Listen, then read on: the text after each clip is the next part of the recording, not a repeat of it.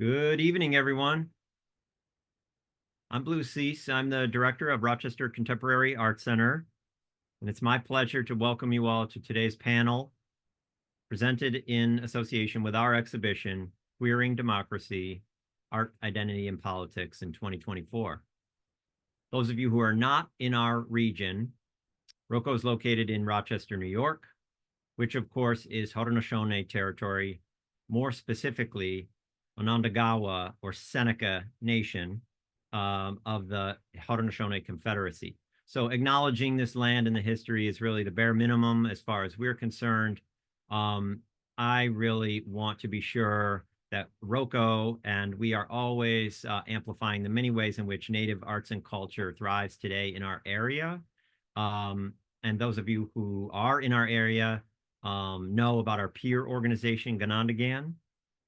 Those of you who may be visiting us soon, please make a point to visit Ganondagan and learn about the many ways in which contemporary Native artists are thriving in our area, and there are many in Rochester and beyond.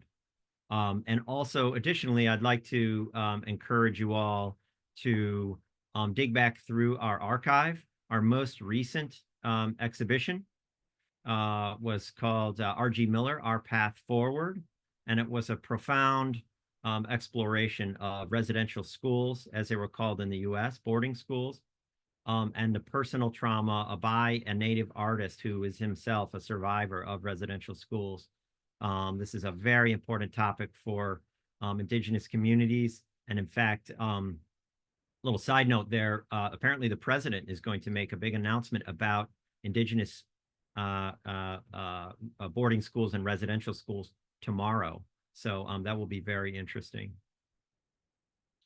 Those of you who are new to our organization may be attending the Zoom from elsewhere.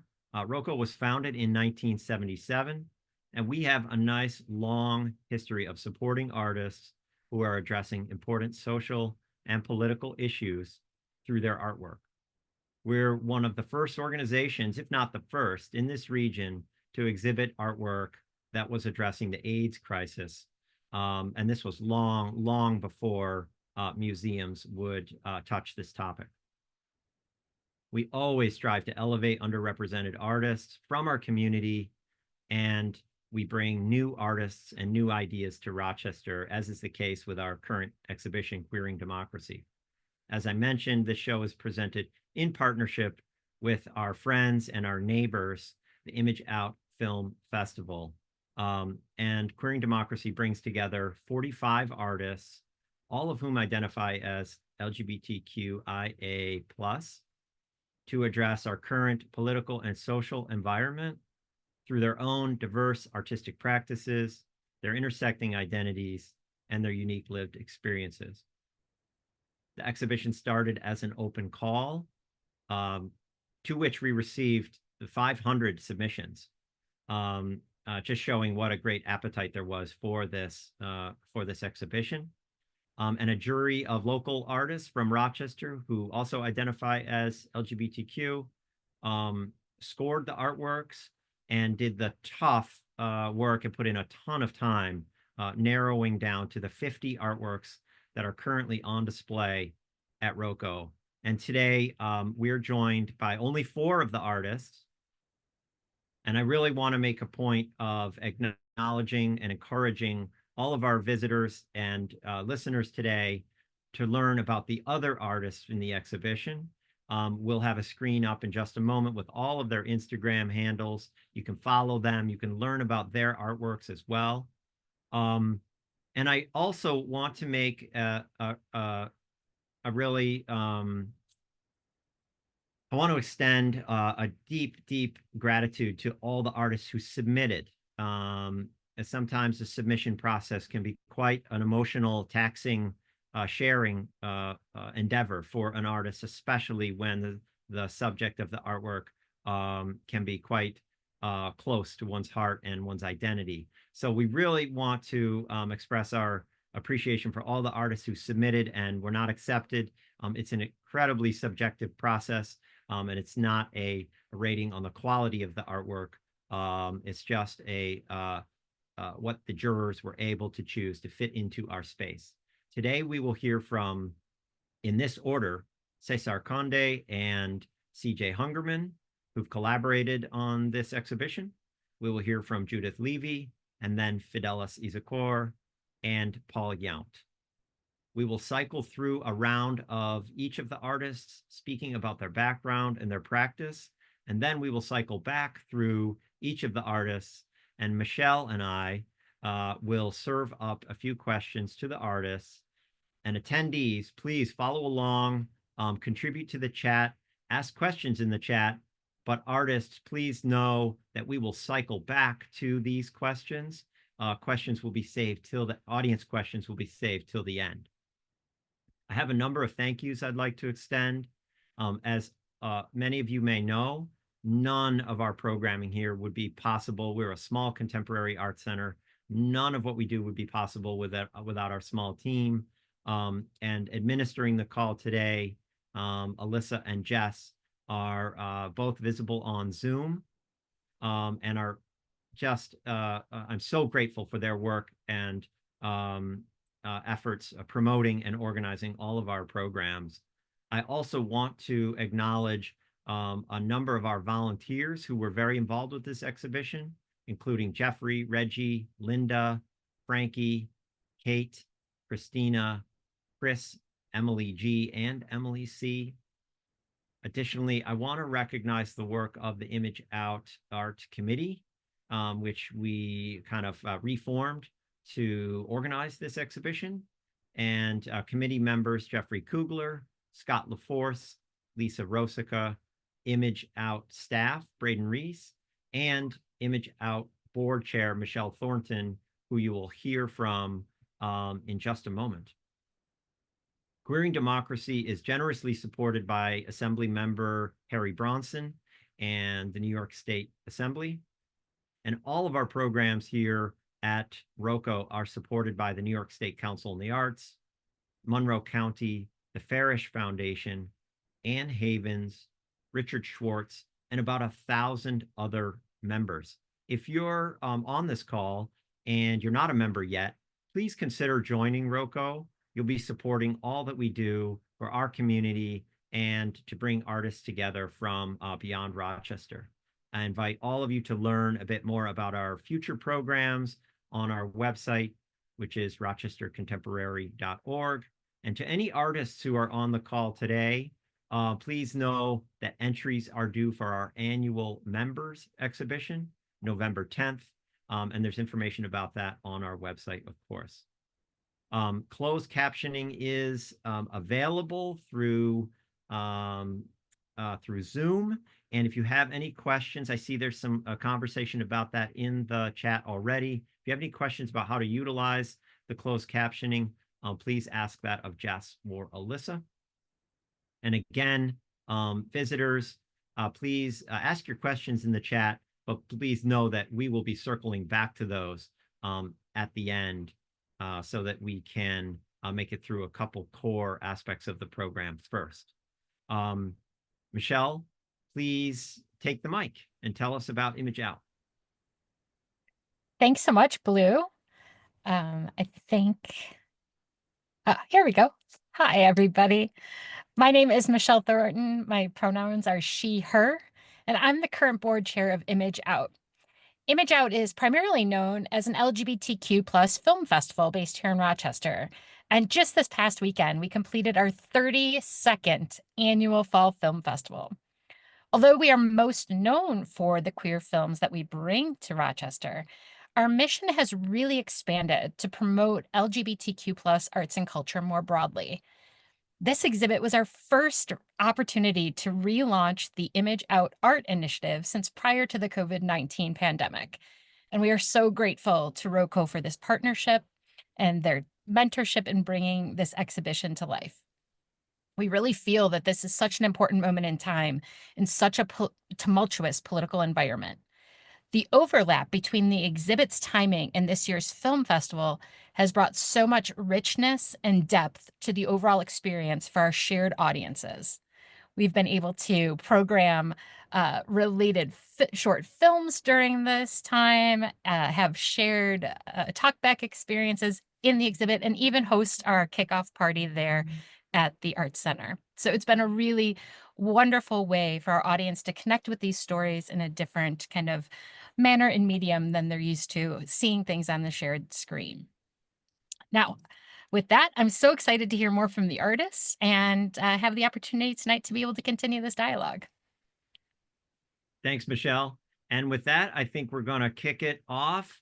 And I'm going to hand it over to Cesar and CJ to tell us a bit more about their background and their collaborative work together. Welcome, CJ and Cesar. Hello, thank you. I'd like to start out. Thank you, RoCo. Thank you, Bleu. Thank you, Michele, ImageOut, for bringing and creating a platform for special issues that goes unnoticed till this day and pushed aside. So thank you for the opportunity. Yeah, much appreciated. Very nice space. Everything looks wonderful. Awesome. I'm going to introduce myself. My name is Cesar Conde. I'm a Filipino-American queer artist based here in Chicago. I've been practicing art for the past 25 years, and a lot of my series deals a lot with art for social movement. One series that I did is called In the Hood, Portraits of African-American Professionals Wearing a Hoodie, which was a dialogue regarding the killing of Trayvon Martin. If you remember, this young man who was killed and hunted by by Zimmerman. And I had professional African-Americans wear a hoodie, in which the idea is perception versus reality. And another series came about after Michael Brown's shooting in Ferguson. It's called the Bang Bang Project, and it's about lives lost and the potentiality of young Black people because of the idea of what cops is about, police brutality, how the police looks at them. And another series that came about was during the Trump campaign in the 2015. It's called America with a KKK, Reflections of a Divided Nation, and how the fabric of our society started to shatter and unravel. And currently working on a series called Endangered Species, and always working with my dear friend and collaborator, CJ Hungerman, brilliant abstract artist, expressionist. And we're doing a series right now called American Roulette, which deals with the gun culture and violence in America. It's a touring exhibit. CJ, take over. Well, hello, I'm CJ Hungerman. Yeah, I have to say also thank you for having us. It looks like the show is a complete blast. So I'm a public artist. I've been doing public art full time since 2015, and it's quite enjoyable. Not as much enjoyable as working with Cesar. I have to say that previous to us doing this collaboration, I was creating a lot of abstract paintings. I used to call it just visual riot, right? There was all kinds of intensity going on. When Cesar approached me to do portraiture with him combined with my abstract style, the excitement was being able to express the person's personality surrounding the portraiture. Nothing has, it really re-energized my feelings for producing art. I paint every day. That's all I do for work, and so it could get monotonous and things like that. But working with Cesar, it's just it's so fresh when he brings me something, and he doesn't get to see what I do, which is I've told him that he's obviously is allowed to see it, but the surprise always makes it kind of a little cooler when you're dealing with individuals with bright, huge, vibrant personalities. There's been nothing more pleasurable than doing this with you, Cesar. Appreciate that. So CJ's and my process are like this. I paint a portrait in a manner of the Renaissance painting technique. People that I find very interesting that are in the community and also allies of the community. And I tell CJ a backstory of who this person is. And through that backstory, CJ interprets it through his own style and medium. And I believe what's on the slide right now is Call Me Bonnie. Great story. The dead name of Bonnie is, we won't mention it because it's a dead name. She was in transition, and this is taken during her high school prom. And CJ lives in this beautiful, quaint town, and I see this young person walking in this yellow dress, and how brave it is to be in a small town wearing a dress on your prom. And I had asked her if she would be able to model and work with us. So we got to meet her mom and CJ, and so we created this fantastic portrait of the bravery. So I didn't know what's going to happen in the background, but I told CJ, like, here's this young person transitioning and walking down the street in your neighborhood in her prom dress, and in that space of finding out a safe space and carving out a safe space, a fantastic, exuberant space for herself. And I took the photographs and I painted it in black and white, and passed it on to CJ without knowing how he's going to interpret her soul, her own being. And this is what we have. Yes, the process, when Cesar tells me about these people, so creating public art, you're always doing a theme that's basically for the place that it's going to be, right? So you have to put yourself in the place of those people who are wanting you to express their theme. And so I try and do that with Cesar's portraiture. Is, he tells me about these people. I try to, as best as I can, which you can't ever get in anybody's head, try to express their feelings, personality, fears, loves, things like that, with knowing just the backstory. And up to this point, we've been very successful. I think so. Are we going to have another slide on this, Blue?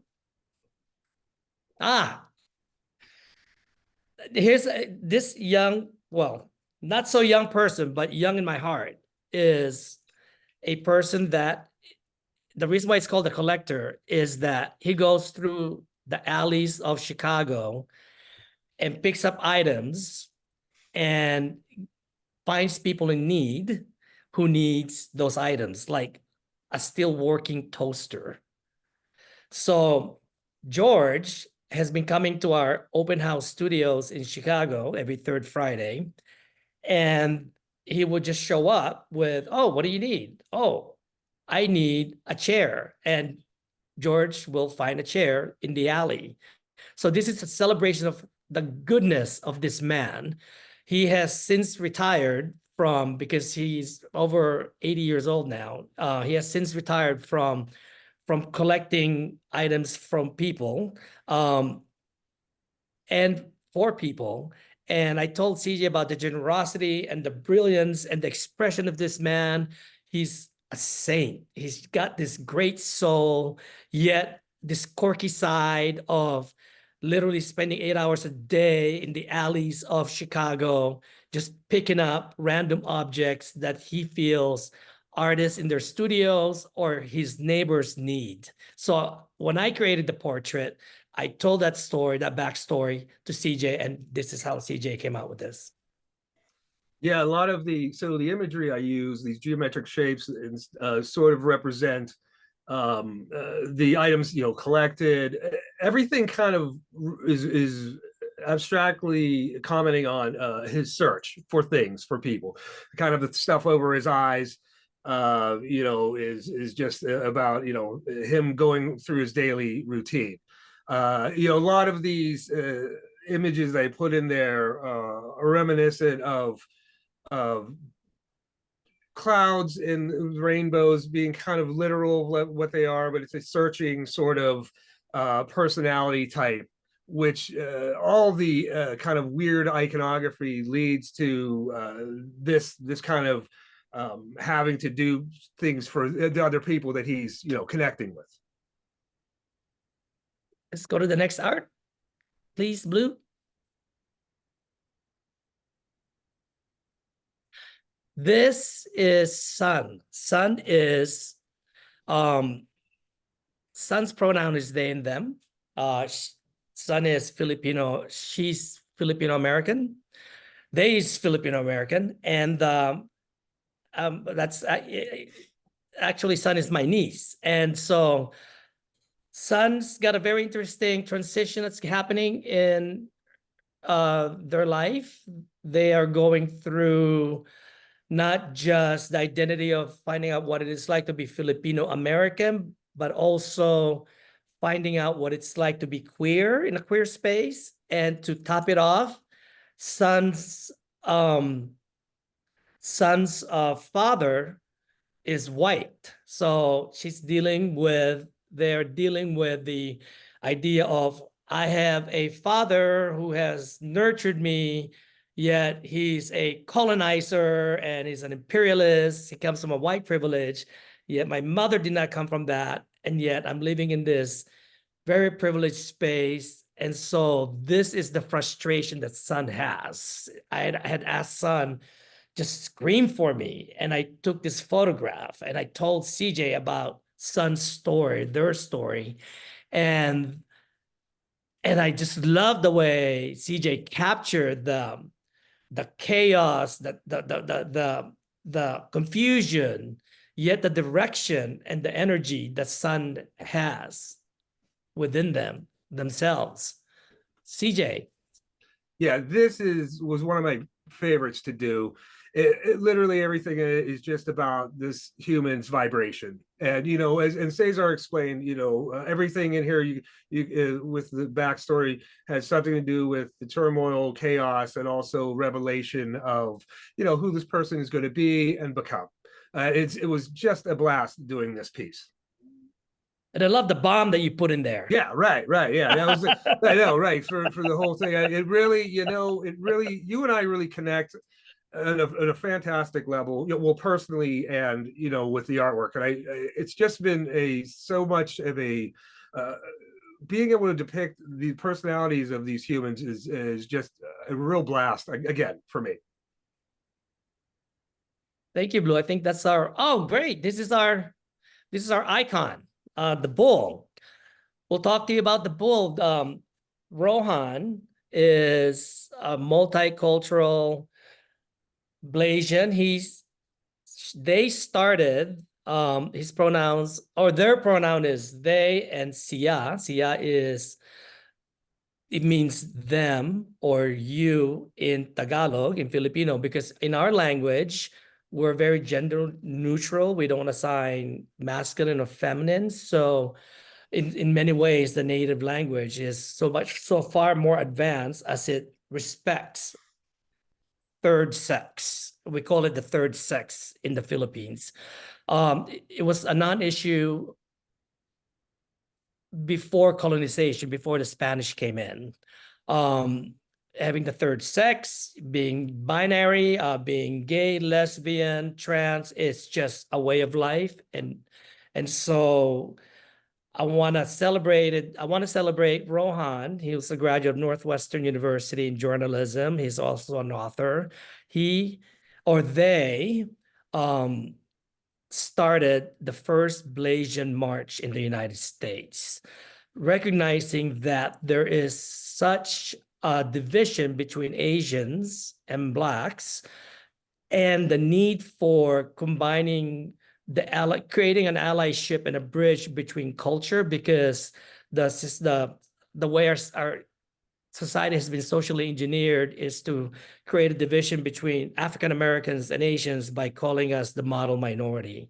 So the idea that they had created with the Blasian March is to create unity and create bridges and separate that which separates us, which is the institution in which we live in right now. Rohan is living in Queens, New York now, formerly here in Chicago. We had performed in the same theater company here in Chicago as well, and is an author and also goes by the Firebird. like the phoenix rising from the ashes. Be on the lookout for Rohan. Rohan is a personality and a really good person that you'll find that's very vocal in the LGBTQIA community, in the POC community, and anything that has injustice, Rohan will fight for you. And I told CJ about Rohan's backstory, and this is why we created the bull. He came out with the idea of the bull. CJ. He had such a big personality. This is one of those pieces, when I look at it, when it's finished, it's hard to believe that you and I created it, because I'm like, wow, I don't often toot our horn, and I'm like, that's a really nice piece. Everything came together in this to express who this person is, and it is really intense, and I just love this piece.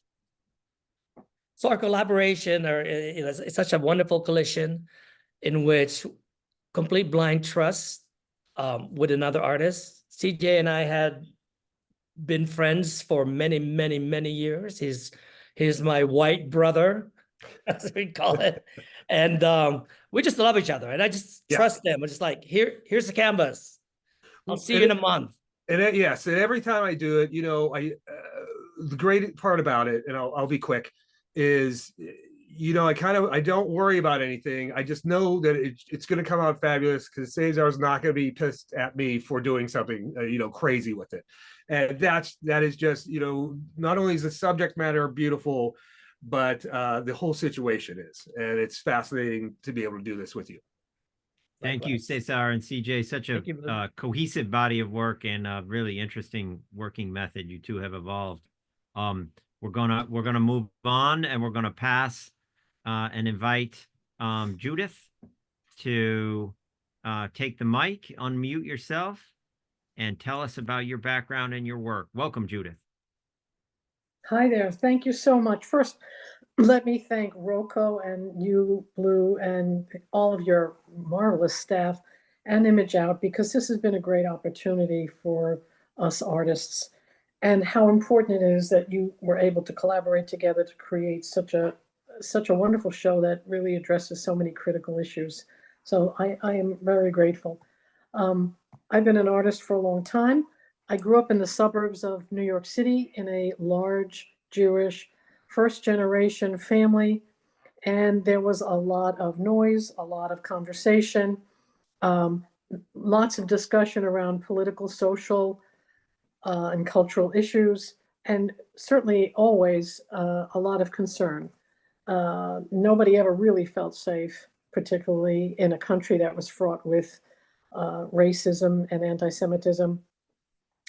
And so I grew up in that kind of world, along with the notion among all my family members that hope was an important thing, and that they believed in it, and that they believed in the possibility of repair and change. And that was a very strong influence on me. In spite of their anxieties, there was always the other side of things, where something could get better. They would work for something, they would investigate something, they wouldn't believe something. And I know that affected, my thinking in many ways. As my own sense of myself became clearer to me, and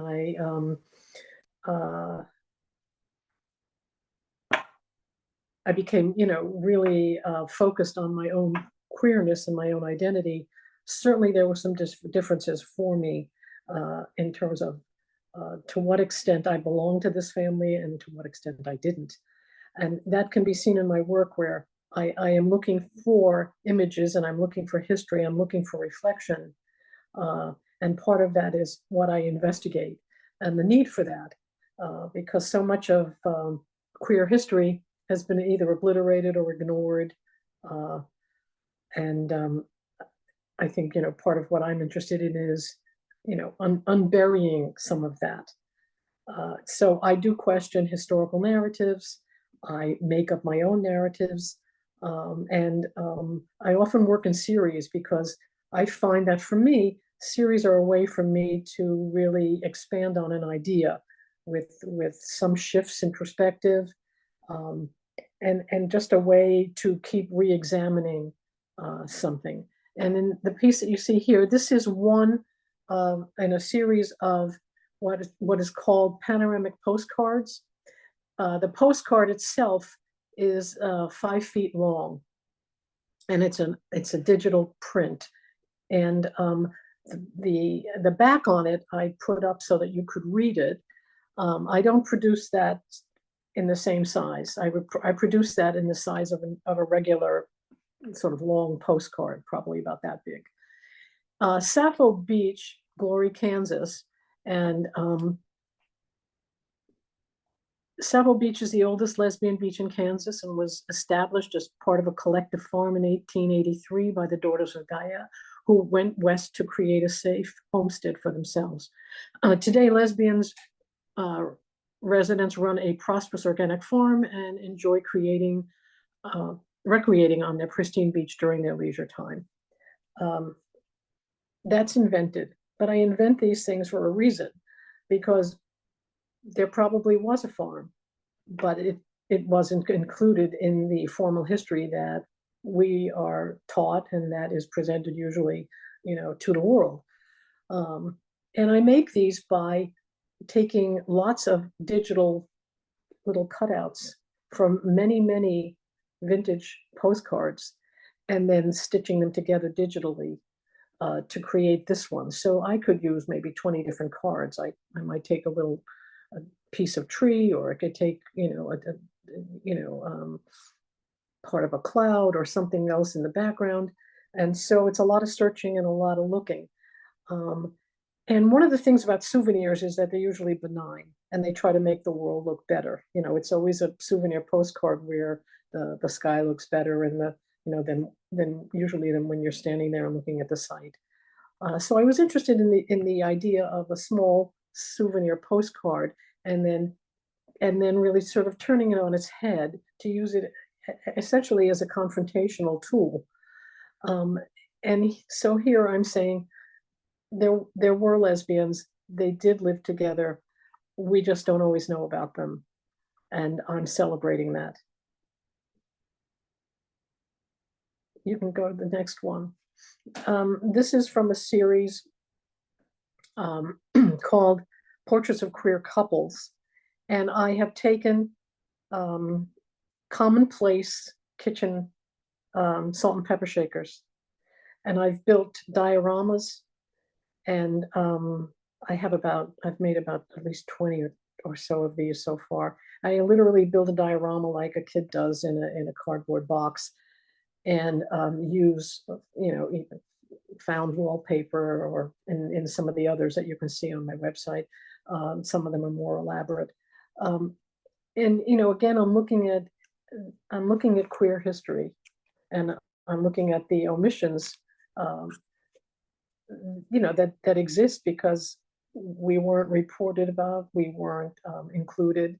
And so in some sense, there's some humor here because I'm using salt and pepper shakers, but my serious intention is to say these are objects that exist in homes and are looked on in a certain way. Usually they're pretty heteronormative, that the salt and pepper shakers are seen in that way. And I'm saying, you know what? They don't have to be seen in that way. I'm going to make it a change. So I always give them names, and this is Jean and Tammy. And this is a poster from a project that I continue to work on. I have about 75 so far, and it's called My Family Memoir. And Miss Jerry and Miss Ida were teachers in the school district that I went to and grew up in. And I think it's pretty evident, what it is. Everybody knew and nobody talked about it. And so on some level it was, I can't say acknowledged because it wasn't. It was just known in the community. And again, I think my interest in identity and in unacknowledged queer histories, and to the extent to which people had to not acknowledge who they themselves were in the lives that they led. And these were two teachers in the community schools. Part of what I think I'm really interested in is the belief that change can happen, that there can be, repair, that the world can be repaired. And it's hard to say that right at this moment, given what's going on politically. But I refuse to not believe that. And that we can confront how formal history and narratives are presented to us. In this piece you're seeing on the wall, and there'll be another image soon that you can see a close-up. In the first few months of COVID, of course, we didn't have any inoculations. There was no way to get, to be safe. And then in around November of 2000, in October of around 2000, I think I have to check my notes, 2020, I'm not sure if it was 2020 or not. I'm not sure exactly the date. Anyway, when the first vaccine came out, I was still in my house because I'm immunocompromised, and I was quarantined a lot, and I was really aware of the hiding that it felt like, and the fear, and the closetedness of it in some sense. And so I had the first vaccine, and then for 3 months, so this is 3 months of photographs until the second vaccine came, and then it was a sort of a change, a little bit of an opening. And I took a photograph through the hole in the little peephole in my front door every day. So each one is a different day, and I did it every day to document. And so this is called "Is COVID at My Door?" And for me, there's a relationship with queerness and with hiding and with fear. But there's also a relationship with the solace and the beauty of nature, even through this very small opening, and through the capacity to see in nature that things change, things grow, that things continue. And I think that when we talk about sort of queer ecology, and I'm no expert on that, I think there's a lot to be said for how it is that we, as queer people, can understand the relationship that we have with nature, where things change, everything is not binary. I mean, you think about trees and their relationship with the fungi that help them absorb water, and the trees help feed the fungi, and that trees in different species even speak to one another in their own ways and their root systems. So all of that came about for me in this, and in the end, this became a real healing experience, actually. It really was. Next slide. This is called Tearing number 2. And the first one, actually, it's number 2 because there is a Tearing number 1, and it is 13 images, and I'm wearing a collared shirt in that one. And that one came about because I was responding to the shootings of the people in the synagogue in Pittsburgh. And in that same week, there were 2 Black people killed in a parking lot in Kentucky. And so I tore 13 shirts. And the reason I tore that is, in the Jewish tradition of mourning, you make a tear in the shirt near your heart to grieve your family.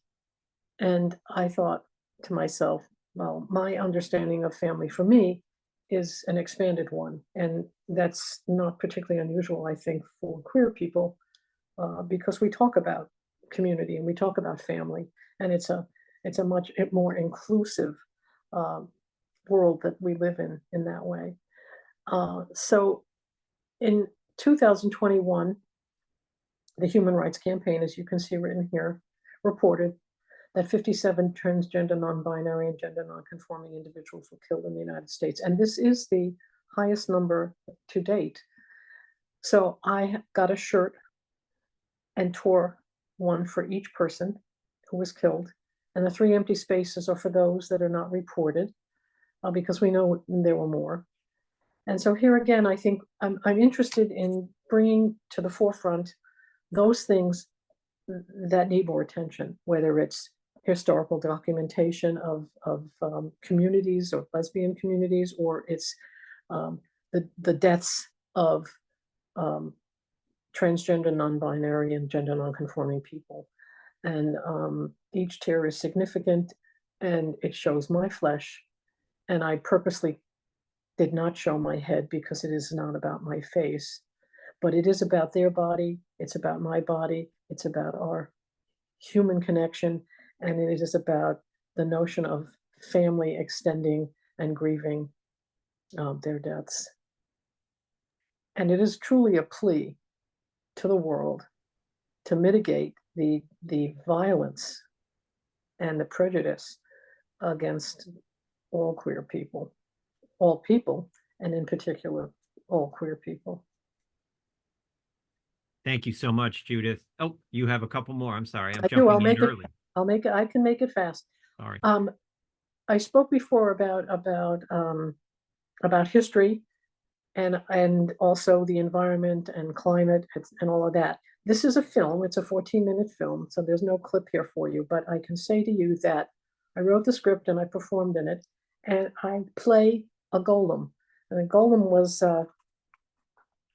there are some people that believe golems are real, and it's not the golems from The Simpsons. It's the golems from the 15th century Poles, the Jews, and the rabbis who thought if they created a golem, it would save them if there was somebody coming after them to kill them or to kill their community or to do whatever, which happened often enough. And so in this film, the golem is called Ava Golem, and she has been created by the artist Judith G, Levy, who is not on screen. And Ava talks about how she was made from the earth, which is the way that golems are made, from pure soil. It's really about needing to save the environment, and it's about climate change, and it's about the relationship of queerness to all of that. And you can see it on my website, and I hope you'll take a look at it. Next slide, please. All right, this is the last one I can talk about. I've been working on a series of diptychs,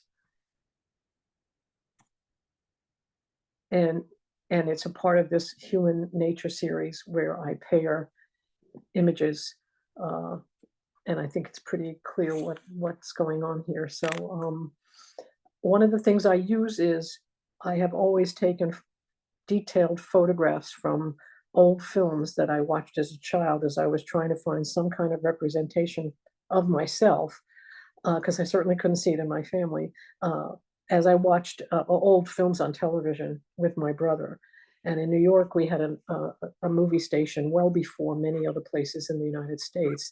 So I could see old films and try to find myself in them. So this is a detail from an old, 40s film with a current photograph that I took, outside in the landscape. And I just want to say one more thing. I'm currently working on a project called Postcards from the Present and the Future, and I'm directly altering vintage postcards with gouache. So I'm actually painting, and I'm addressing environmental, social, historical issues, and political issues as well. And I'm working on a series so that this will all be ready for the semi-sesquicentennial in 2026. So I'm really working directly on these vintage cards. Thank you so much, Judith. Your piece, Tearing, is monumental work installed in our gallery right now. And it's really been a striking, and it's touched a lot of people in our community. Thank you. I thank you so much. Thank you. I want to welcome Fidelis to take the mic and tell us about your background and your practice. Welcome. Hello. Thank you, Bleu and RoCo, for having me. I'm very grateful to be a part of such a really in-depth and beautiful exhibition that, has, a lot of personal touches to me. And, what I thought was possible seeing being introduced to the art space. So I'm really grateful for that. This first piece is really coming from me exploring my sense of storytelling. For the longest time when I was painting, I always try to relay the work back to me, because once I start with myself, I'm able to connect to so many others. And I think it's so interesting when I start, looking for narratives within my own personal life, and, have other people see that and, can relate to it and understand it in a way that I probably couldn't while making it. And so this piece titled Convalescence is a very personal piece that was made at my time at Purchase. I was really thinking about, again, like storytelling and what stories I wanted to tell of myself and being a Black young boy, what that meant growing up queer and being a man and transitioning into that, full person, and having that relationship between a father and son who wasn't really, accepted in that way. So what that can do psychologically to that person, what that feels like psychologically, is what I was really exploring in this painting. This is also my first kind of exploration on patterning. Growing up in an African household, specifically Nigerian, where I'm from, patterns and textiles are very frequent in clothes and decorations. So it came naturally to me to implement that. But this is really an exploration of how I would further bring that into my work as I go. So if we go to the next slide, this is a piece titled Home is Where the Heart Is. And it's really now me understanding how to talk about myself without really talking about myself, using people who had that type of relationship and, connection that we can build off of. This portrait in particular is a portrait of my younger brother, Gold, who lived with me my whole life, and we all grew up in the same New York apartment, household, now house. But inside the four walls, but very, very Nigerian, very cultural, and very, in depth and involved in that. So I was trying to capture that kind of essence, but still with the contemporary modern twist that I and people like my brother experience, that duality of cultures bridging into one in those four walls. So if you really look at it as things, symbols and signs that point back to the characteristics of the person, but also the nature of the culture that they were raised in. For example, the horse patterns in the back are a very familiar pattern that my mom will wear all the time.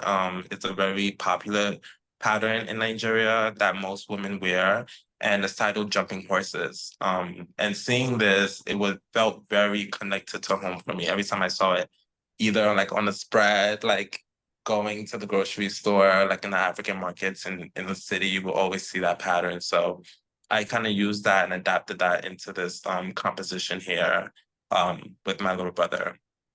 If you go to the next slide, this is when I started really exploring understanding the person, but also bringing out like understanding the personal nature of the person, but also bringing out that storytelling factor and critiquing art history.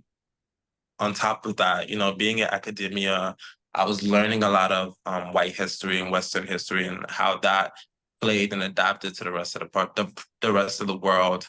But felt very out of place sometimes because I wanted to learn my own, culture. I wanted to learn my own histories and find what my people were doing in the art world at the time, which was very hard when you or going to, you know, a SUNY school with a, you know, certain curriculum that you have to follow. So this is me really critiquing that system and critiquing that pedagogy of whatever curriculum that we had to learn. So these pieces for that time were really diving into the study of Renaissance works, where I looked at a particular piece of work made around that time and tried to critique it, but also use it and re-adapt it, like think about it in a different way, in a more I guess the way that feels very familiar to me, using familiar faces and, you know, creating new characters off those characters that already existed. So this one in particular, titled After the Beheading, is based on Judith beheading Holofernes. And that painting is a very popular piece. You know, we all know the painting of the woman cutting off the man's head while he sleeps. But this is really like kind of I don't know how to put it. It's kind of like a mockery. I don't know. I don't know if I want to call it that, of the original composition, because although there's no slaughtering happening here, there's a hint of it with the shadow figure in the back. But also telling a new story of you know, cutting off the head of whatever metaphoric symbol that the bodice can mean, which is, you know, normally associated with the Western European culture, and then her being her weapon of choice for that action being a mask, something that's rooted in culture, ancestry. So it's really a connection back to that, and leaving the past, I mean, not the past, but the learns behind relearning and unlearning, you know, culture and ancestry. And this particular piece is funny because although I'm doing all of that art history work, it's also just a portrait of a friend. You know, it's a portrait of my friend. Her name is Ariel. She's an actor. You know, she went to college with me, so it was a very interesting process of painting this, because I wanted to highlight her as an individual, but also tell that, you know, art history part. I still wanted to bring that in. So if you notice, the two masks, even though it's doing one thing with the beheading of Judith and Holofernes, it's also calling on with the actor's mask, the sad and happy face. You know, it's two different things. It's two different things at the same time. And I wanted to represent her as an actor, represent her as, you know, who she is with the outfit, you know, the Brooklyn jacket, and the lace skirt, but also making it very, you know, like academic in a way. And I'm guessing that's because, you know, that's the environment I was in while I was working on the piece. That's why it feels like that. But it was very important for me to call back to the person that she was while making this piece. And then landing on this piece is interesting because this is a far right from most of my portrait work, which is just illustrations of people, but I kind of wanted to abstract the body here. And this is kind of a reinterpretation of Kerry James Marshall's A Portrait of the Artist as a Shadow of His Former Self. And I was taking that, but I wanted to bring on the subject matters and themes he was discussing in that painting, but also bring on a queer layer to it, using the body as a form of understanding personality and interpretation, the way we perceive people, the way we understand how people operate in society, without knowing them, just by viewing. I was really thinking about being a queer man, and in the United States, and having this level of fear walking around, because you're always having this feeling of like, I'm being judged, I'm being perceived in a way that you know is harmful for you, but also harmful for other people, because they might be looking at you as if you was the harm. And that's the experience of a lot of Black men through discussions that I've had in this country. So I was thinking about that, but also adding the queer layer to it of how people would perceive me knowing I'm Black, but also understanding this queerness on top of it. So I kind of created this character or this shadow to represent that figure. And even the flowers in the back are also very specific to the figure. These are the national flowers of Nigeria. Very particular to my homeland. So I wanted to readapt that into the painting just to bridge on identity, because the concept of textiles is always coming up for me. I don't know why. It's just something I've gravitated to and stuck with ever since I started painting. So they're always coming back as a sector of like identity and calling back to the person of, you know, heritage and land and being in that space at all times. So this is kind of where my art is being directed to at the moment. Understanding the deeper self and the psychological aspects of how we feel, how we interpret ourselves, but also based how the world interprets us and how that all comes together to and amalgamates to become the people we are and the way we navigate the world around us. So this is where that painting is really coming from.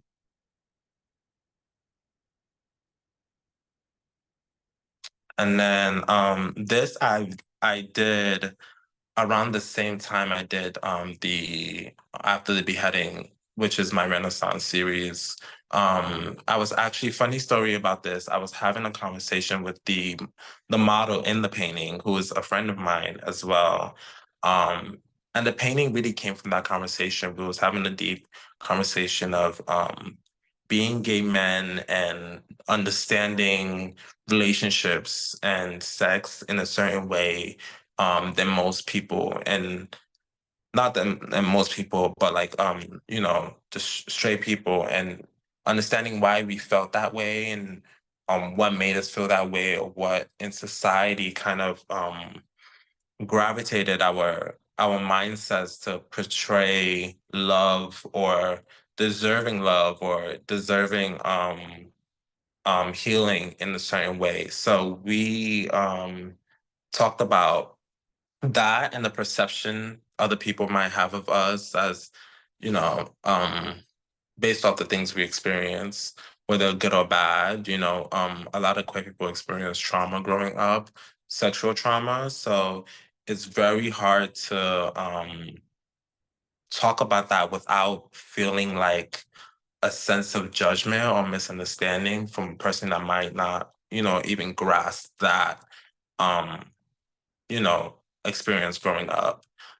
So after that conversation, I was still thinking about the whole art historical narratives and stuff. So my brain automatically gravitated to Olympia and Venus, because those are two different characters, but they were being displayed in almost, not necessarily, but almost the same way.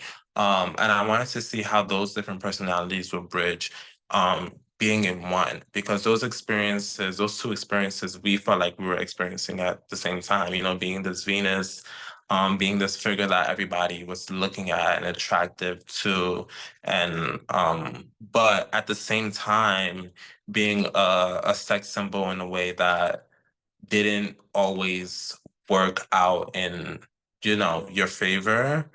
I don't know. I don't know how else to like elaborate on that, but it just made sense to me that this character existed between those lines of Venus and Olympia.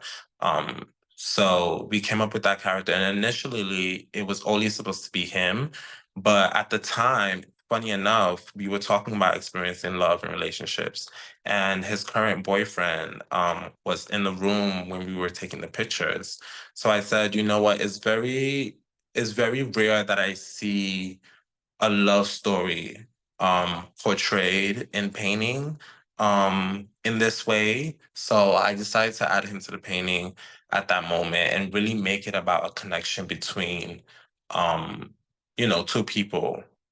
Still highlighting him as the character and, you know, the person I wanted to highlight, but ultimately building on that and building a love story that, you know, was not really common to us, you know, common to seeing all the time.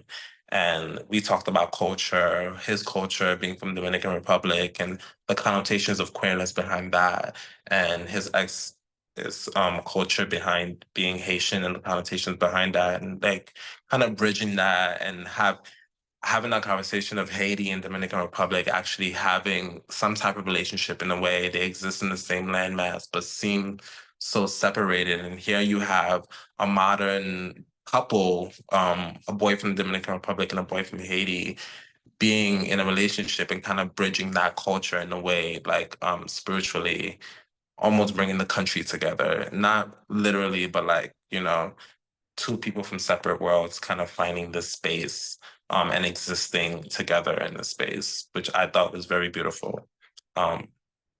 So yes, if you can go back so I can read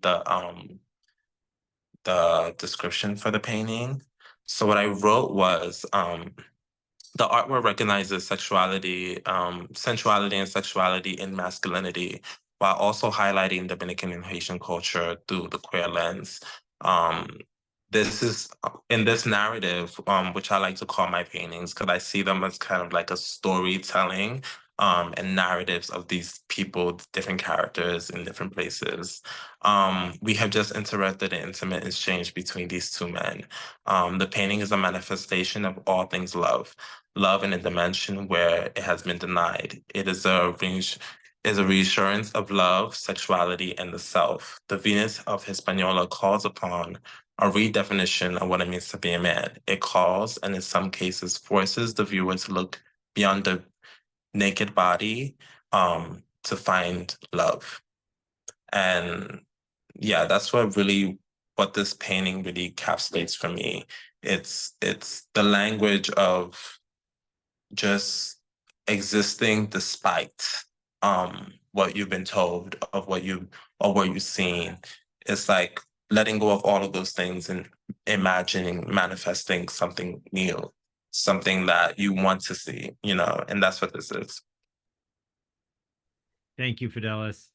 Really appreciate your work. And those of you who visited the exhibition know that your piece, Venus of Hispaniola, is installed right at the front of the gallery and is visible, highly visible to anyone walking by on the sidewalk. It really greets That's visitors. beautiful. Thank you so much, bro. Yeah. So like to hand it over to Paul. Paul, welcome. Please tell us about your background and your work. Sure. First, I would like to give a sitting ovation or standing ovation to Bleu, Dr. Thornton, ImageOut, Alyssa, Jess, and the staff at RoCo and the staff at ImageOut for having this show, which when I saw the call, when was it? Many months ago, I thought, something that has been completely written for me, for my paintings, for my ideas, for my concepts. So I created the painting Invisible Butterflies at the beginning of the year because I live in Florida near Miami, and I was just outraged with the climate, with the current mindset of our governor. And it's all started here, and it has traveled like a poisonous venom.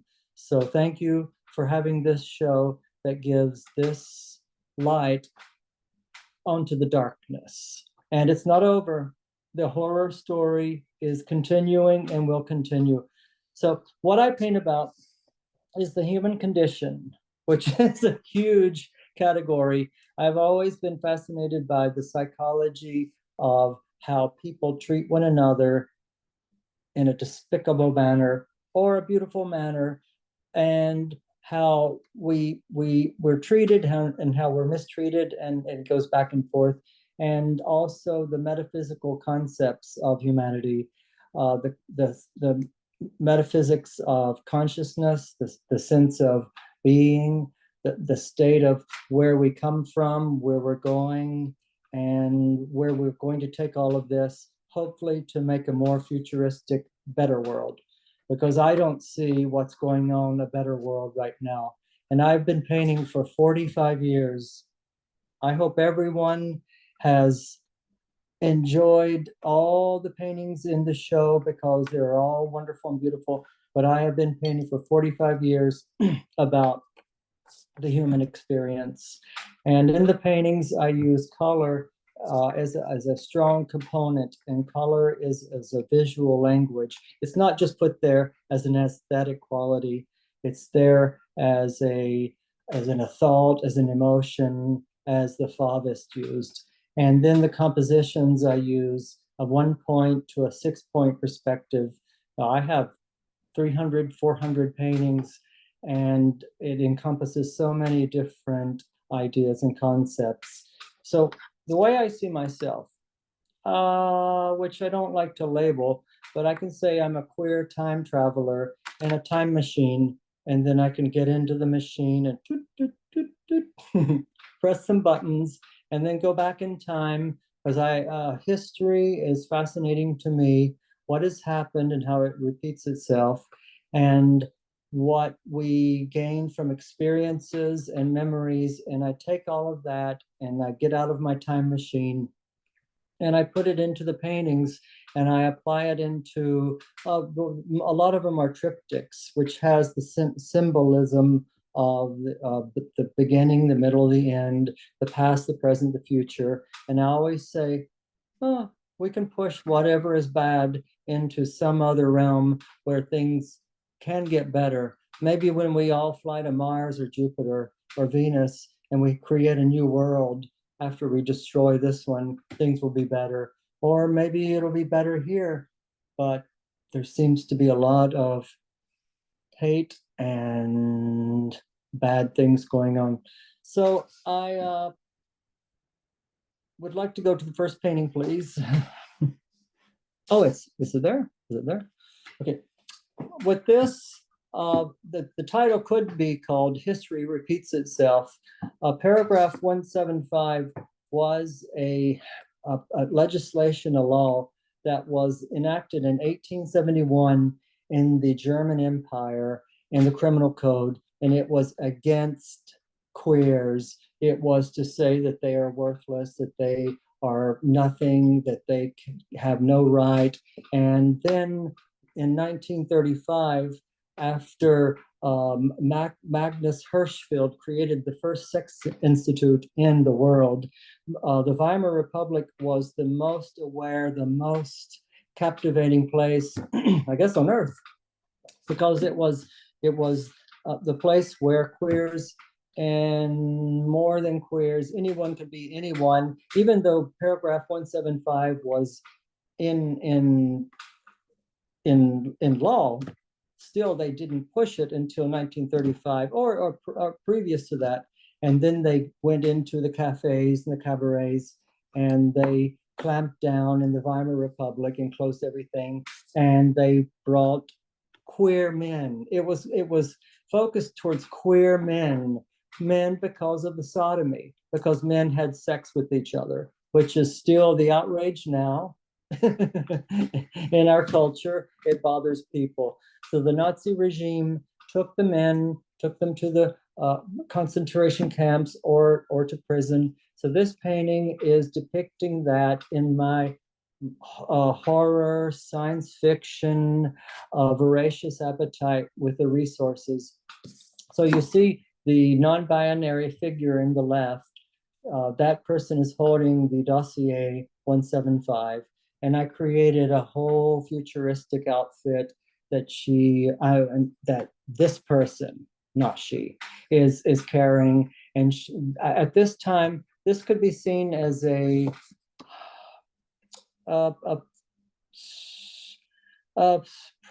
prequel, sequel. I have to think a sequel to Invisible Butterflies, in that this is what has happened, and the queer community is nothing. You have lost all your identity. You are ground down to a pulp, and the men are aimlessly wandering the streets. And if you look above the non-binary person, you'll see the bisexual anthurium. and I wanted something that looked like the vagina with an erotic with the cock, which that's what flowers resemble. They have a lot of sexuality. But this one, I wanted to emit its noxious fumes, the toxic fumes. And as you see behind the men, there are sewer holes, and the noxious fumes are permeating into the infrastructure, and then they go into the minds and the brains of the men, and it wipes out their entire psyche. Yes, it's severe, but this is what's happening, and it did happen in 1920, 1930, and then it happened in the Lavender Scare in Washington, D.C. in the 50s. Then it happened in McCarthyism in the 50s, and it happened in the 60s in Stonewall. So as you see, I tried to, which I achieved, the club Indifference in the middle, that was the in vogue club to go to, which is now shut down, verboten, forbidden. And now the club to go to that is all the rage for the queers is Injustice. So they all go there and they celebrate being nothing. And there are other symbols and metaphors. On the left panel, I show the Pietà or the Suffering Christ, but it's this caricature, this balloon, this blobby shape, almost like a kitsch figure. And then in the space above the Christ is another figure with a circle, a round shape going through the mouth, which is unexplained, but I put things together. And then the aliens that are walking towards the non-binary woman. So that is my Yountian world that I create in this horror film of reality that's happening now. So the next painting, please. So this one, whatever is now and whatever will be was before, deals with the concepts of time continuum. I take the past, the present, and it all is living in one continuum, and then push it into the future. And I see this as a Buñuelian, surrealist, absurdist adventure journey.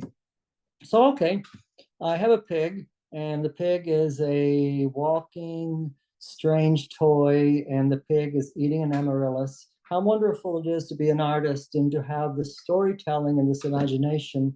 And I'm flamboyant with 3 arms and a beautiful gold rope. And then as the rope goes down, Walter, my husband, is in the middle. And really that is his iconic scream. It's been in so many paintings. He's the only figure in the painting that is in touch with reality. And the caravan is going endlessly throughout the world. And in the final panel, that is my mother, the final woman, and the other woman is my husband's mother. And they're elegantly poised with the gourds. And in the Asian culture, gourds are a symbol of fertility, magic, and I would say reincarnation, which is the past, present, and future. I want to take this strange unknown scene and push it into the future, and the women will take us there into a better world. And then I'm always fascinated with Latin, Spanish, and German, and I titled this in the Latin language, which is after the English language. The next painting, please. So this one, to me, speaks about what's going on now with all of the tug of war and the conflicts and the duality and the dichotomies going on. First, the 2 men in the middle. Well, the title is Deterioration, which is to deteriorate, to degrade, or amelioration, which is to renew. There are also things that are going back and forth, contrasts. So I wanted to show the man in the middle in conflict with his psyche, his persona, and he's holding his inner self, a mask, a head, and they are in this strange box, contained, imprisoned, and then with their the fancy shoes, silly outfits, and a fake city, and the mesmerism and the hypnosis of today, how everyone is thinking the same, talking the same, They're all hypnotized by such evil forces, and this chaos that has been created is pulled from the spiral machine. And the three little boys are sitting there mesmerized, because we have to indoctrinate the young. We have to get them on track so they're all zombies. And above the three boys is a dandy. And in the turn of the century, a dandy was not a queer, not an effeminate man, but a man who dressed in very particular fashion and thought of himself in such a wonderful way. Oh, European. And then I wanted to put a bag on his head that looked like it would work, just to bag his head because he doesn't matter. And then a lyrical, poetic wallpaper behind him with the beautiful birds. But then we go to the right with the woman who is somewhere else, and she is disconnected from this in the future in this maze, and hopefully she will take us out of this madness. So I have a lot of ideas, a huge imagination. I pull from cinema, from literature, from history, from many, many, many resources, ephemera, and I put it together in my Yountian world. Now, Invisible Butterflies. So this was a painting that I think should be a billboard. It should be created. That was chosen in the exhibition. Okay, so this one is the prequel. All right, so Visible Butterflies is a prequel if this is a film, and then paragraph 175 is the sequel, right? We saw the sequel first. You know, you saw Psycho, right? And then you saw Bates Motel. So then you see the workings behind it, what created this monster, what created this chaos. And in this painting, for queering, I placed myself, and on my lap, I have the band rainbow flag, the pride flag, and I am tied together with my husband. It's some symbolism, tying the knot, but also it's about being imprisoned. And then my husband on the right is holding a beautiful book, this beautiful painting that pulls you in. And then when you're pulled in, you want to scream, because when you realize what's going on, it's madness. He's sitting there with the gay marriage and then the human equal rights. Everything's banned. And on his face, I chose to cover it. The book serves as a symbolic reference to a mask. I use masks a lot in paintings. And behind it, he's silenced, because I'll let you know what happened in Florida in the tourism site. They took us off of the tourism site. So if you log on to florida.com tourism, the official site, you don't see anything about queers or anything. So we're gone, just like in paragraph 175, you're nothing.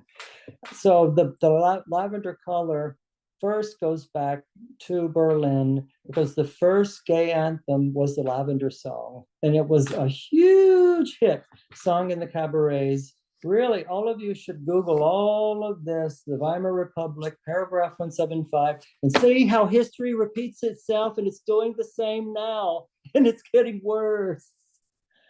So it just infuriates me, because I paint about the human condition and how we treat each other for 45 years. And here we go again. I painted about Hitler and what he did. I painted about everything all throughout my life. And here it goes again. But take a deep breath, look at the beautiful green curtain, and then you could pull it apart. And behind it, there might be peace and love. We hope, right? So this is my huge story, and I have many, many, many, many more stories. Thank you, Paul. You're welcome. Appreciate it. Appreciate your powerful work, sharing it with Rochester audiences. Thank you. Well, I could talk for another hour, but I know we don't have an hour. That's right. That's right. We are running a little long. I just want to circle back really quickly. I know Michele is going to join, and we're going to alternate. We'd like to kick it back to Cesar and CJ to just briefly tell us maybe once more about your what it means to have your work exhibited at this time and addressing the issues that your work is dealing with. It's a great question. First of all, RoCo has provided that space, and ImageOut has provided that platform that's so important right now in the conversation and the discourse in which our country is headed towards. The rights that we had fought are now slowly being disentangled. I hope, as Paul was talking about, I hope that this is not going to be a memory in which what we were able to do at one point in 2024 was to have a free space to express ourselves and our individuality and celebrate our queerness. I hope that in 2025 and further on, that space becomes normalized and it becomes open, and that we are dealing with, that we would stop dealing and politicizing sexuality. CJ. Yes, there is this space, and it's an honor to be chosen out of that many artists to be able to show for this subject matter. And I will also agree with Cesar.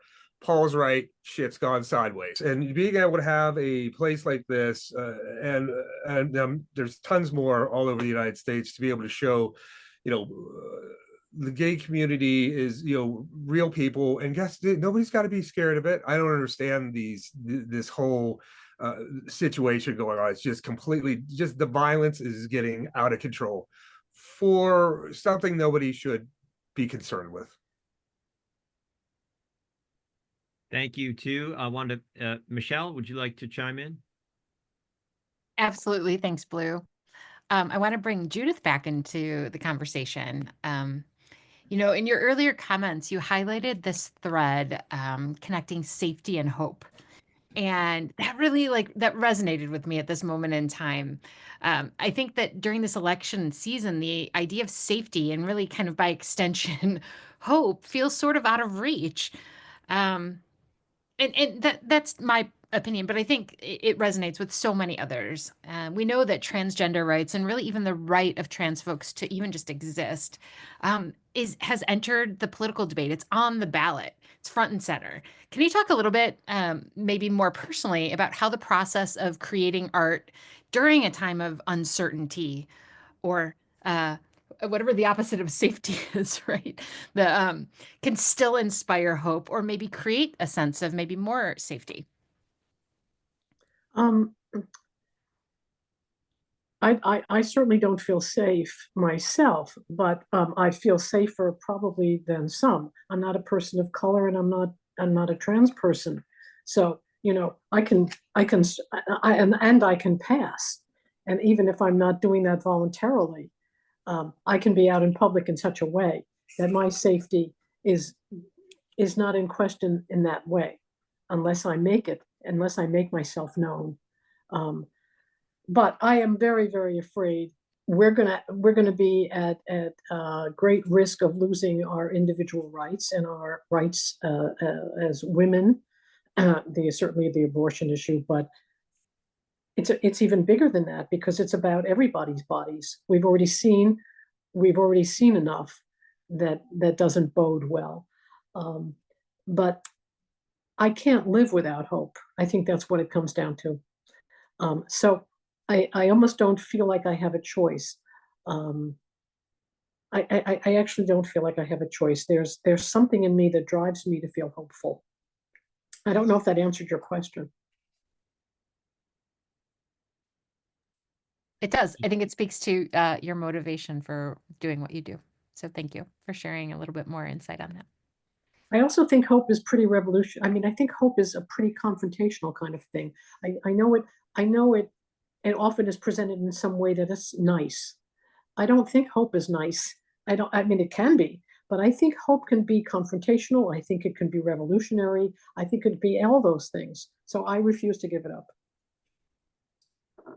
So can I jump in and tag Fidelis?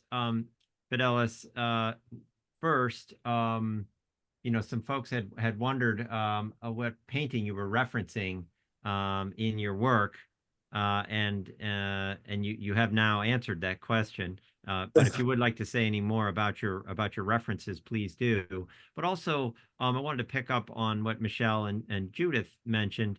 And if you're okay, I might flag you as the youngest artist in the show. What gives you hope now? Beginning on your art career or earlier in your art career than some others. And what do you find that younger artists are thinking about and is driving them forward at this time? Yeah, thank you for that question. I think what's the most important thing to know is that right now we're getting a lot of pushback. And one thing I find so inspiring about my generation is that we are pushing back amongst the pushback. So it's always there's a really like harshness there when it comes to, living our truth and our lives as a scene, because we were so blessed from the future generations to be able to give us that access, and that view and the imaginary to look beyond, what's currently being exhibited in front of us. So it's taking the fighting from, the ones who came before us and pushing it even further, not saying no, and I mean not saying yes, and always reliving our truths authentically without apology. I think is very important, and that's what my pieces are really about, is being the person you are, besides the world, the noise that's happening around us. So I'm very proud to be part of a generation like mine. We are very stubborn, which could be a very good thing sometimes. And yeah, and in terms of the references, when I'm referencing work, I'm really critiquing both the times, the present, the future, and the past, especially in particularly with Venus of Hispaniola, is calling among a reference of the past, but also dismantling that reference, making Venus a man, a gay man at that, in a queer relationship is kind of, like a dismantling of it in the first place. And then on top of it, thinking about the future, a lot of my work really, although is, having discussions of the present, is really a manifestation of something. So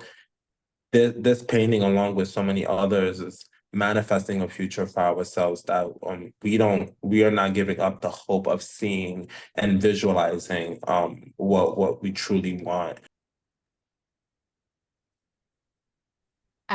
I would like to recognize the fact that Paul and I have had the opportunity to kind of continue this conversation in a few different venues. But tonight, Paul, you really caught my attention with this idea of a Yountian vision for the future. I got the sense that you were kind of suggesting that that maybe somewhere down the road that we all travel to a place or planet to kind of create this new, better world. Symbolically, can you talk a little bit about how you imagine that your art or the arts in general can kind of contribute to or guide that transformation?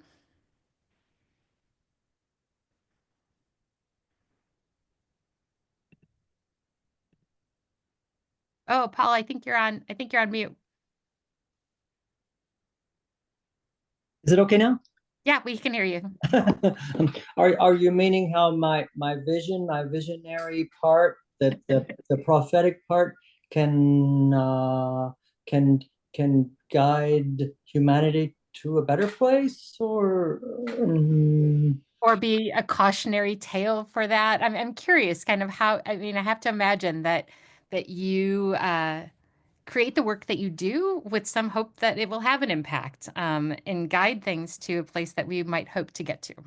Well, I always, I feel like I see too much, I feel too much, I think too much. I have so much in the paintings and the sensitivity to what's going on. And there's a lot of rot. There's a lot of hypocritical ideas. And I grew up in the South, the deep South. And I had no problem with being queer or being a sensitive little quiet boy, but I just have always thought that there was some other place, and that's where I take myself. And I like science fiction and futuristic films, and be it Asimov or Whitley Strieber, if you've read him, or I'm reading now Dean Koontz. But I just think that this is not it. There's another place, another time, another existence. And then what is it? Reincarnation. We came from some place, and we have other places, cultures, ideas, entities, people, or grandparents. And if we could just rip the flesh off and stop going on about the gender and the race and the religion, and have a new world, maybe that would be better. I mean, it's important where everyone comes from and who you are, but I think that a lot of that creates so much conflict and so much hatred that I just try to push it in my head that there maybe with a Clockwork Orange, there can be another existence, there can be another place and time. But it's just ludicrous what's going on, how people are acting. And I think there's a gloss over that everyone is ignoring what's happening. And they're, oh, okay, oh, well, I have a nice big shiny car and I have the latest devices and all the luxuries and, American dream. And, but we can just shit on each other and we can just keep doing it. And that's what's happening. So I just have to take that away, and I always have to, like your safety and hope, that there has to be another place, another time. Look how much history repeats itself. Doesn't anyone learn from that? I don't think so. So I just have to have that little kernel that, the way they put the electrodes in the gay queers in the 50s to shock the queerness out of them. So strange. It's so strange. Humanity. Why are we so evil to each other? So we have to go somewhere else and be better. Or maybe this is the beginning of the end. Maybe it is. Maybe this is the decline of the Western civilization. And maybe it's not all doom and gloom, but maybe I see it more than other people see it. Maybe I realize it and I paint about it. Thank you, Paul. I think you mentioned to me when you were here that you felt like this exhibition probably couldn't take place in Florida.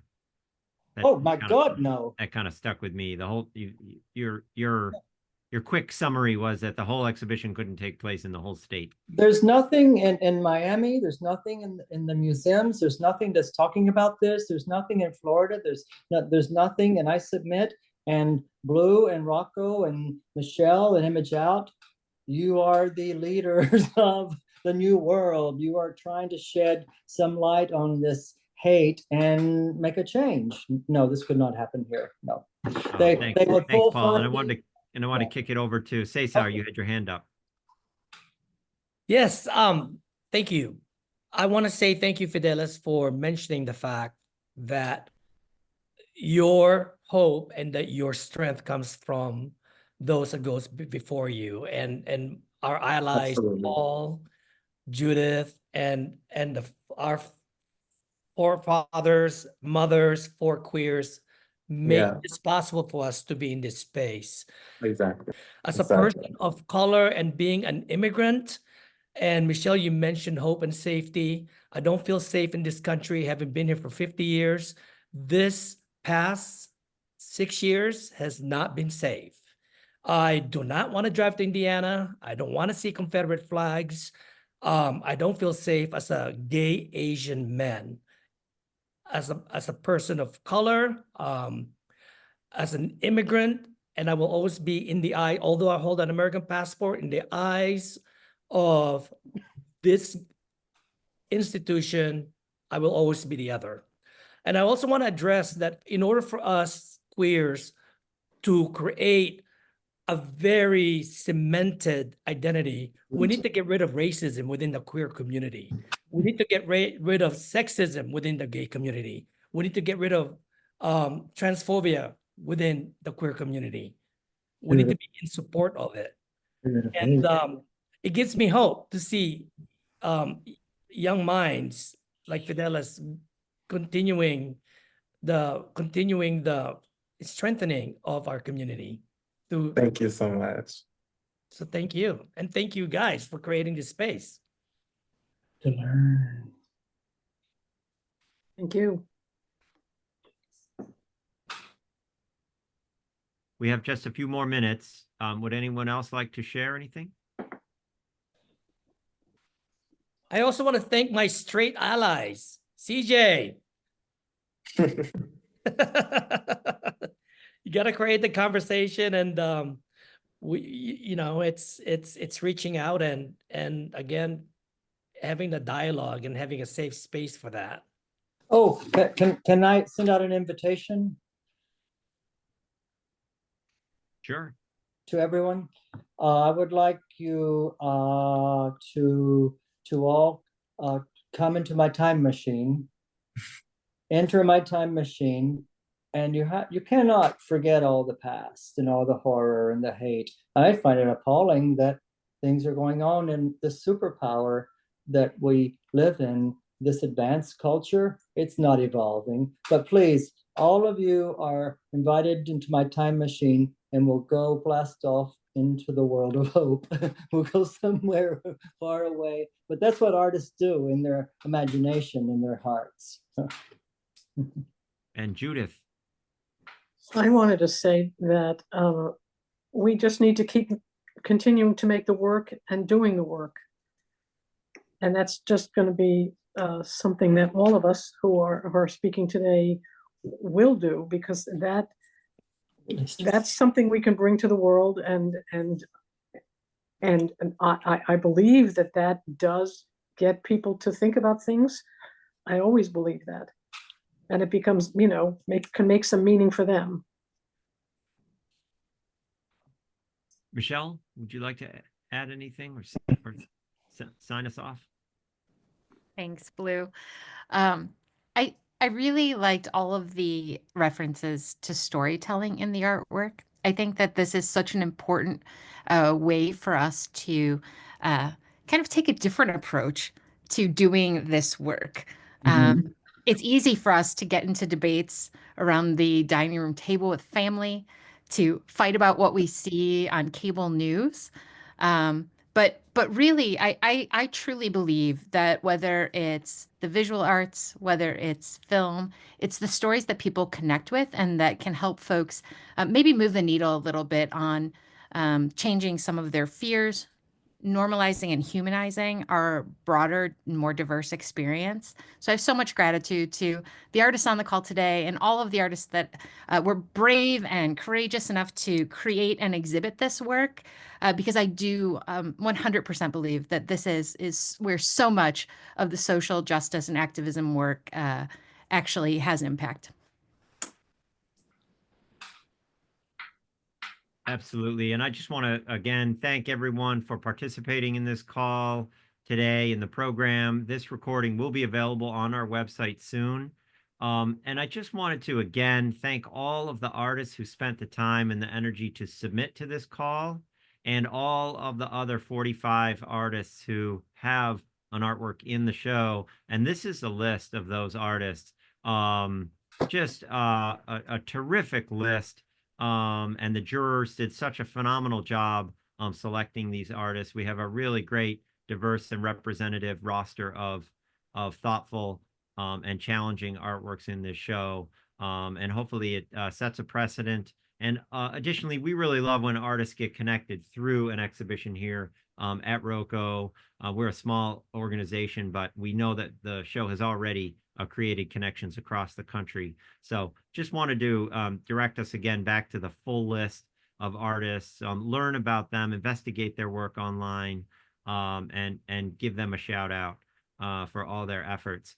And I think we're going to end there. Just want to, again, thank ImageOut, our partner on this exhibition, and all the artists who have contributed to this show. Thank you all so much. Have a great night, everyone. Thanks. Good night. Good night. Thank you. Thank you. Thank you. Thanks. Thank you.